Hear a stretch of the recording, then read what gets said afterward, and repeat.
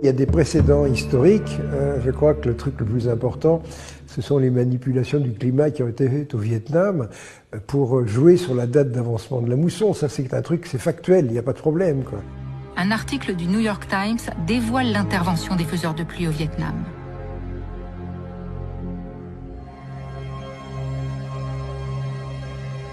Le Congrès nomme une commission d'enquête. Le Sénat découvre que l'opération Popeye a été programmée depuis la Thaïlande, sur le Laos, le Vietnam et le Cambodge, parrainée par le secrétaire d'État Henry Kissinger et la CIA sans aucun ordre de mission officiel. La modification de la météo devait permettre d'embourber les routes, de favoriser les glissements de terrain, de noyer les passages de rivières et de conserver la boue au-delà de la saison habituelle.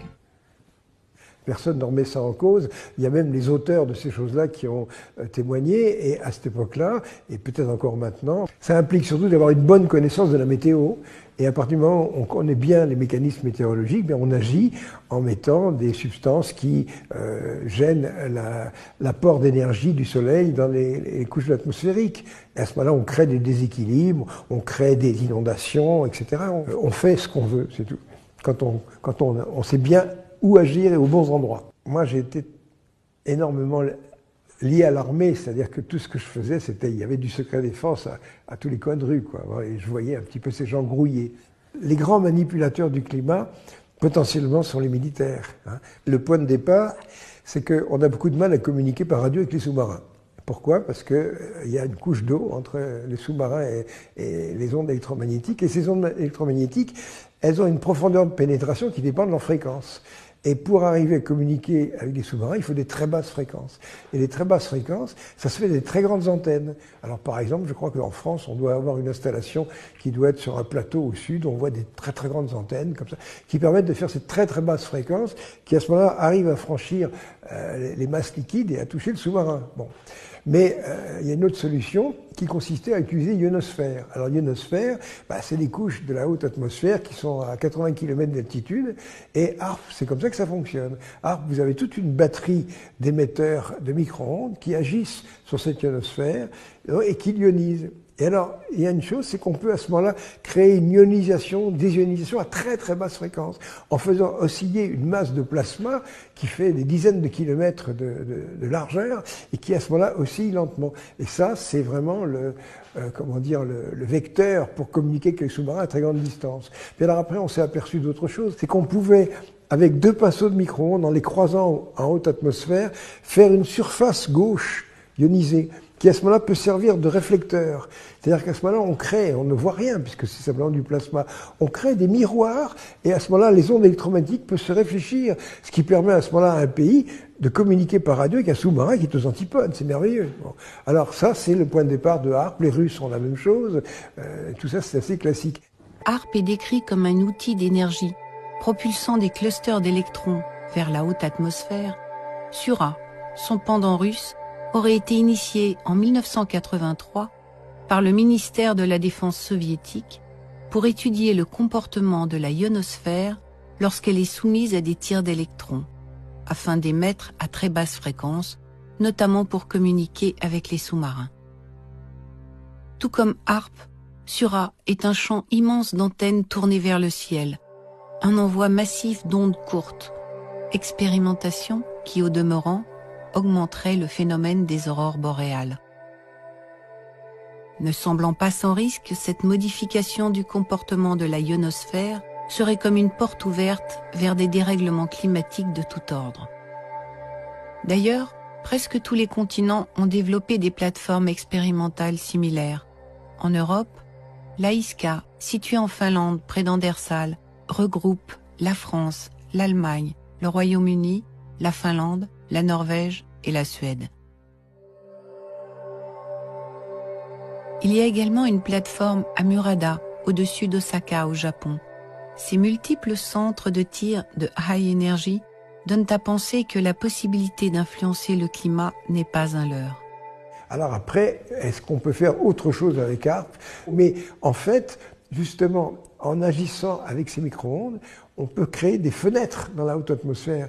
Et c'est là que la clé, disons, l'arme météorologique, ça consiste, dans une région du globe, à créer une région chaude et une région froide. Un endroit, vous allez mettre un écran en dispersant des particules qui fait que la chaleur du soleil arrive moins, donc vous allez baisser en température.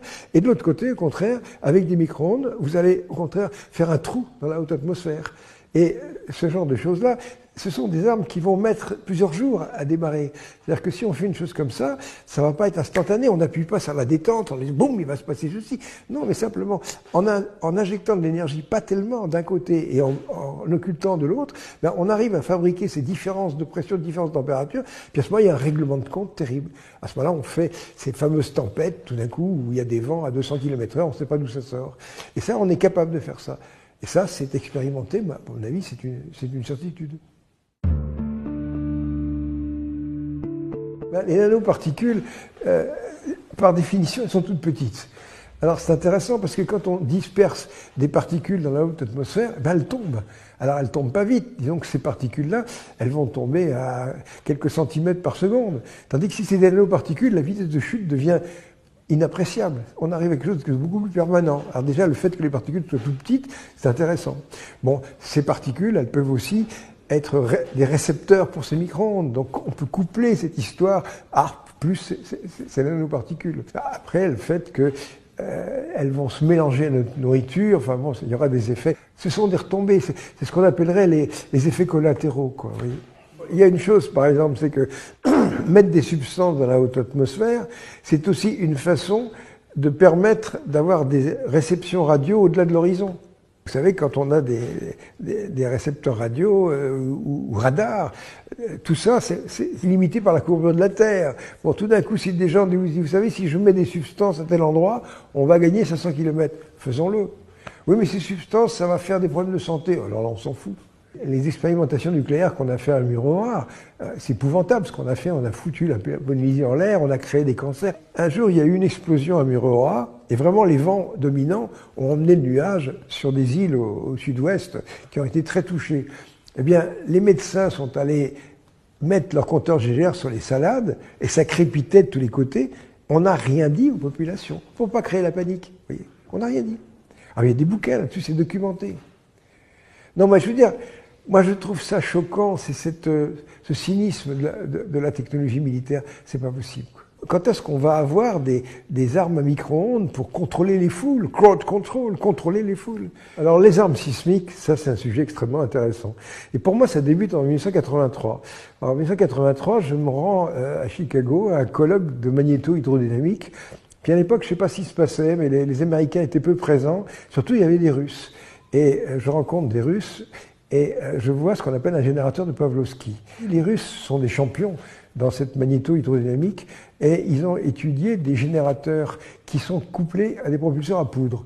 Alors, ils sont d'ailleurs transportables, on peut en mettre 2 énormes comme ça sur un camion. C'est des objets qui font, je sais pas, 2,50 m de diamètre sur 10-15 mètres de long, et ça fonctionne pendant un temps limité, pendant quelques dizaines de secondes, 1 minute, 2 minutes. Et à ce moment-là, autour, il y a des choses qui ressemblent à des camemberts, qui sont des bobinages magnétiques, et ça marche par auto-excitation. Je ne vais pas rentrer dans le détail de ce genre de choses-là, mais disons qu'on a des installations qui sont capables de produire des puissance électrique de dizaines de mégawatts, 10, 20, 30 mégawatts comme ça. Et avec ces 30 mégawatts, on peut faire des tas de choses très intéressantes. Alors par exemple, comment fonctionne une arme sismique? C'est les Russes qui ont développé ça. Ils ont ces espèces d'énormes camions avec des roues gigantesques qui permettent d'aller dans des terrains tout à fait accidentés. Puis à ce moment-là, à côté, il y a un derrick sur le camion, un derrick d'une dizaine de mètres. Pourquoi? Pour faire un trou dans le sol. Pas pour aller mettre des tubes pour prélever de l'eau ou un truc comme ça. Non, pour mettre des tiges, simplement. Ces tiges, c'est des électrodes. Et ces électrodes, on va en mettre à un endroit, puis à un autre endroit. Et en dessous, il y a une nappe phréatique, pas une rivière souterraine, simplement si c'est humide. Et à ce moment-là, avec le générateur, on fait passer des milliers d'ampères dans ces tiges. Et dans la nappe phréatique, on va créer une ébullition, on va créer de la vapeur. Et vous imaginez, il y a un vérin extraordinaire.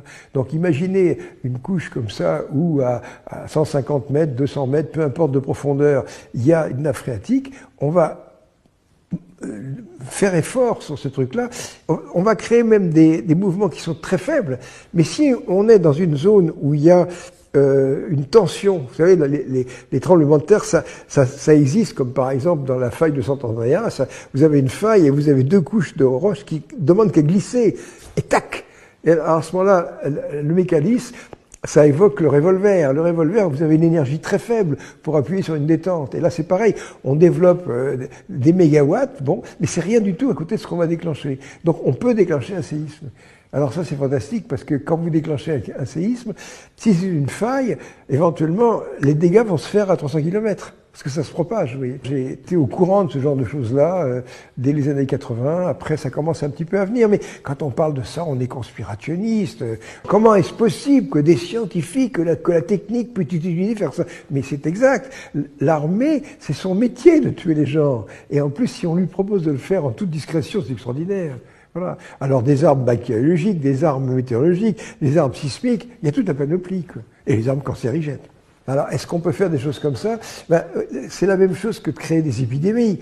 Bon, moi, je me rappelle, il y a une trentaine d'années, moi, je m'étais intéressé à la possibilité d'agir sur le virus du sida à l'intérieur des lymphocytes T4 en agissant avec des micro-ondes pulsées, des micro-ondes à 3 GHz pulsées en très basse fréquence. Et à ce moment-là, on sait depuis très longtemps que l'ADN est 400 fois plus absorbant que l'eau. Donc si on arrive à une fréquence de résonance très pointue, on arriverait à briser des ARN de virus.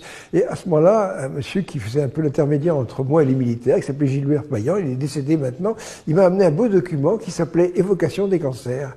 Évocation des cancers, c'est un truc qui émanait de la recherche militaire française, une recherche axée sur la création d'armes cancérigènes. Alors vous voyez, si on est capable de créer des armes cancérigènes, on est capable de faire n'importe quoi. Le climat, n'importe quoi. Alors, en 1975, moi j'ai des tuyaux comme quoi les Américains sont en train de développer des lasers très puissants. Et c'est vrai que les lasers, c'est né dans les années 60, dans les laboratoires. Moi j'ai vu les premiers lasers, avec des petits rayons lumineux, on mettait son doigt devant. Puis alors après, la puissance des lasers a augmenté. Quand je suis allé à Livermore en 76, j'étais le premier non-américain à voir les lasers d'1 terawatt. Donc c'est là tout d'un coup qu'on s'aperçoit qu'il y a une capacité de faire des lasers de très grande puissance. Alors soit c'est des lasers en continu, soit c'est des lasers en impulsion. Alors après la palette est extrêmement vaste, que ce soit du côté américain et surtout du côté russe. Donc à ce moment-là, on est capable de faire des lasers. Les armes énergisées, c'est des lasers, c'est des armes à particules, des armes à micro-ondes, tout ce qu'on veut. Mais simplement, on peut transporter de l'énergie à très grande distance. C'est vrai que les armes anti-satellites, on a un truc qui va tirer sur un autre satellite, il y a des milliers de kilomètres. Alors, des milliers de kilomètres, un satellite, ça a une taille d'1 mètre, quoi. Alors, arriver à une précision d'1 mètre sur 1000 kilomètres, mais ça, c'est un micro-radian. Savez-vous quelle est la précision d'un télescope terrestre? Non, un micro-radian. Pas de problème. Les astronomes font des visées de ce genre. Il y avait un scepticisme absolu. Comment on pouvait tirer sur une pièce de monnaie à 500 mètres? Mais pas de problème. Ça envoie un rayonnement, quoi. Alors, ça peut être quelque chose pendant un certain temps, on arrive à chauffer, ou ça peut être un pacte, mais il y a surtout des choses qui intéressent beaucoup les militaires. Ce sont les armes à rayons gamma. Parce que les lasers, on sait faire des lasers qui fonctionnent dans l'infrarouge, on sait faire des lasers ultraviolets, dans les couleurs, mais après on peut aussi envisager des lasers à rayons X, et puis après des lasers à rayons gamma. Alors si on sait faire des lasers à rayons gamma, eh bien quand on frappe une cible à rayons gamma, on fait des réactions nucléaires à l'intérieur, oui. C'est vraiment le rayon des intégrateurs. Alors quand vous me dites jusqu'où ça va, eh bien ça va jusqu'au rayon des intégrateurs. Bon, est-ce que c'est opérationnel? Je ne sais pas, mais ça le sera fatalement. On saura faire des choses comme ça. Alors maintenant, est-ce qu'on sait faire des lasers à rayons gamma? Oh là là, mais c'est des choses qui sont dans le secret défense le plus absolu, vous voyez. Mais enfin bon, ces armes à dirigées, alors qu'est-ce que ça fait? Eh ben, évidemment, on peut assoler des choses, créer de la chaleur, on peut aussi créer des maladies. Quand vous avez un four à micro-ondes, un four à micro-ondes, ça a été lancé par la firme Raytheon américaine. Là-dedans, il y a un klystron. Et si vous regardez vos fenêtres de four à micro-ondes, vous verrez qu'il y a un petit grillage comme ça. Et ça, c'est une cage de Faraday. C'est-à-dire que les mailles font à peu près 1 millimètre, et c'est la longueur d'onde. Et le klystron qui se trouve à l'intérieur, je me rappelle à un moment, on avait envisagé d'utiliser ce type de klystron pour insoler des végétaux, pour voir si on n'arrivait pas à faire des manips avec ça. Et quand on a commencé à faire ça, il y a un spécialiste qui m'a dit, Jean-Pierre, attention, vous avez désossé un four à micro-ondes, vous avez sorti le klystron, mais vous vous rendez pas compte de ce qui va vous arriver.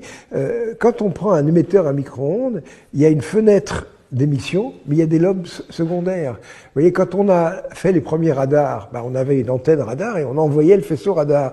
Et puis, où est-ce qu'on mettait l'opérateur? Derrière. Et puis un jour, on s'est aperçu que ces gens-là, ils tombaient malades, qu'ils avaient des cancers. Pourquoi? Parce qu'ils ramassaient le lobe latéral. Donc maintenant, quand on fait marcher un radar, il n'est pas question de se mettre à côté. L'opérateur, il est à 500 mètres. Vous voyez. Donc, quand vous prenez ces micro-ondes, déjà, vous avez une chose aussi, c'est que vous avez une petite rouellette, vous voyez, qui dispatche votre micro-ondes. Et autrement dit, vous faites des micro-ondes pulsées. Et ça, c'est cancérigène. Évidemment, on peut chauffer, on peut créer des incendies, on peut faire ce qu'on veut. Détruire des systèmes électroniques. Donc ça, c'est l'arme qu'on va utiliser contre les ogives, pour essayer de griller leur mécanisme d'explosion, des choses comme ça. Et quant à la source d'énergie primaire, ça peut être des bombes atomiques. Il y a des systèmes laser dans lesquels la source d'énergie, c'est une bombe A. Vous imaginez la puissance. Et là, ce sont des coups de laser à rayons X. Non, la science-fiction, elle est là. Quant à la mentalité des gens qui l'utilisent, il n'y a aucune limite. C'est l'armée. Il n'y a pas de réglementation pour l'armée. Mais quand vous rencontrez des gens comme ça, c'est normal. C'est dans l'intérêt supérieur du pays. Il faut se dépêcher d'avoir ces armes avant que les autres ne les aient. On a une quantité de mégatonnes sur la tête qui est complètement délirante. Et en plus, nos dirigeants ne sont pas plus malins qu'il y a 50 ans, plutôt pire. Donc, autrement dit, la question, c'est, on n'a plus jamais fait d'explosion nucléaire depuis 20 ans. Est-ce que vous y croyez? Alors, à ce moment-là, il y a une solution qui consiste à faire des essais nucléaires souterrains discrets. Les militaires se donnent tous les droits. Donc, si vraiment il y a eu des essais nucléaires souterrains à cet endroit-là, c'est un terrain qui est calcaire. Donc, autrement dit, quand on a des expériences nucléaires souterraines comme ça, il reste les déchets. Et après, il va y avoir des fissurations. Il faut absolument qu'on soit en pointe au point de vue des essais nucléaires souterrains. Alors, comment est-ce qu'on fait des essais nucléaires souterrains furtifs? C'est très simple. Vous prenez un local qui est un peu plus grand que votre studio, là, 20-30 mètres de diamètre, puis vous avez votre explosif nucléaire au centre, et à la paroi, vous mettez des couches d'amortissement. Et quand vous faites des explosions de ce genre, disons que ça vous fait des séismes de magnitude 3, c'est-à-dire que c'est pas plus bruyant que des tirs de mine. Parce que quand vous êtes dans une mine et que vous extrayez du charbon, vous avez un couloir, vous faites des trous et vous faites péter 500 kilos d'explosifs. Et 500 kilos d'explosifs qui explosent, ça a la même signature sismique qu'une bombe. On dit, c'est des tirs de mine. Et on ne fait pas la différence. Que ce truc-là ait des retombées graves, que ça puisse polluer, ils s'en foutent. Mais ça, les Français, j'ai envie de dire, vous ne savez pas tout ce qu'on fait derrière votre dos. Moi, je pense quand même qu'il faut une énergie phénoménale pour faire un tsunami. Fin 2018 ou début 2019, Poutine a fait un discours en disant que les Russes, pour ne pas se lancer dans les armes antimissiles américaines, parce que quand George Bush a dénoncé les accords SALT, ils se sont dit, on va faire comme a fait papa, c'est-à-dire qu'on va pousser les Russes à faire une surenchère, à développer des trucs, donc ils ne vont pas s'en sortir. Donc Poutine, à ce moment-là, a dit, puisque vous ne voulez pas revenir sur ces accords, nous, on va développer des armes catastrophiques. Alors, au lieu d'avoir autant de fusées balistiques que l'autre, on va faire des trucs imparables. Et ces trucs imparables, par exemple, il y a un sous-marin qui se balade à 1000 ou 1500 mètres de fond, qui va à très grande vitesse, qui est propulsé par l'énergie nucléaire. C'est un drone, si on veut. Et là-dedans, ça va être des bombes de 100 ou 150 mégatonnes. Et ça, vous mettez ça devant une côte américaine, vous faites une vague de 500 mètres de haut. Est-ce qu'on peut faire un tsunami? Oui. Ça devient complètement anonyme, justement, c'est l'arme discrète. On peut se poser la question, pourquoi on a une technologie? Vous savez, pour les spécialistes de l'évolution, il y a un mot qui s'appelle l'hypertélie. L'hypertélie, c'est un dépassement de finalité. Il y a des animaux, ils ont des attributs, tout d'un coup, c'est un handicap pour eux. Voilà, le tigre a un dent de sable, il a des dents qui sont tellement poussées qu'il ne peut plus arriver à mordre. Après, vous voyez, ça va pas. Nous, c'est pareil. On a développé des technologies. Maintenant, est-ce que vraiment les armes nucléaires, c'est monstrueux? Alors, on peut se dire, mais pourquoi on a fait ça? Moi, je pense que c'est l'énergie qu'il faut pour faire des voyages interstellaires. Et nous sommes arrivés à un stade où la suite historique logique, c'est les voyages interstellaires. Et ça fait partie de l'évolution de toutes les planètes, y compris la nôtre. étendre son champ relationnel en se complexifiant. Et ça, c'est la phénoménologie du vivant. Depuis la première bactérie, on devient de plus en plus compliqué, on étend le champ relationnel. Et là, actuellement, pour la Terre, on peut prendre son portable et appeler les antipodes. Donc ça y est, on a fait le tour. Alors, est-ce que ça s'arrête ? Non, si ça ne s'arrête pas, c'est interstellaire. Moi, je suis finaliste, disons. Je pense que l'évolution a un sens, c'est pas le hasard comme ça, aveugle. Bon, eh bien, toutes les planètes arrivent à un stade où elles ont cette capacité technologique, mais chez nous, la maturité n'est pas au rendez-vous. Imaginez qu'on franchisse cette espèce de virage à la corde où on ne s'annihile pas complètement et qu'on arrive à résoudre les problèmes de la Terre, on s'apercevrait qu'après avoir fait un pic, la démographie va descendre. Simplement que la démographie, elle se stabilise toute seule à partir du moment où les gens vivent bien, c'est tout. Il y a une foultitude de solutions.